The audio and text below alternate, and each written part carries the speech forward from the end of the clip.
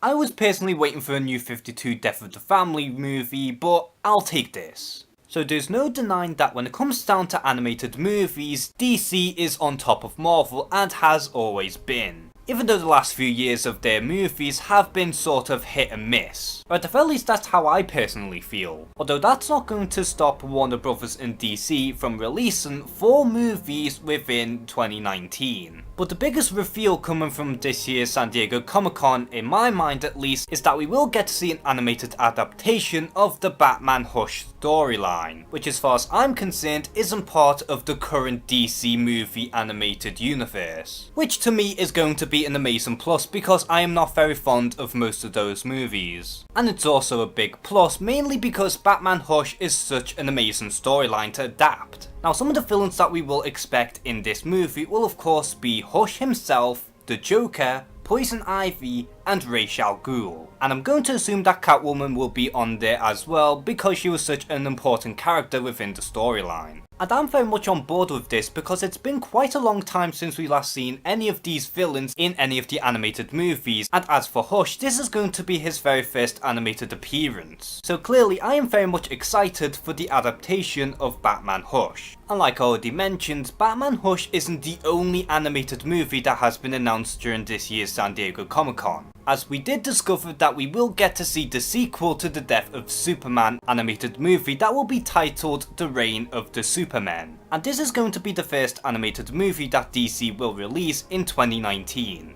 Me personally, I haven't even seen part 1 yet, but I have heard that the film is pretty damn good. So here's hoping that part 2 will remain in the same caliber. But not only that, the animated movie that will be released in between the Reign of Superman as well as Batman Hush will in fact be another one known as Justice League vs the Fatal Five. I honestly don't know too much about this storyline or even so much the Fatal Five, but from what I can gather it's going to be somewhat of a similar vein to the Legion of Superheroes. So in other words, we're gonna have Justice League in space, and that should be pretty exciting. But the final animated movie that will be released in 2019 is of course Wonder Woman Bloodlines. Now it's unclear on whether or not this is going to be the sequel to the previous animated Wonder Woman outing, or if this is going to be in the current DC animated movie universe. But based on the title, it does appear that this could be another retelling of Wonder Woman's origin story, or at the very least it's going to explore more within the Amazon's lore.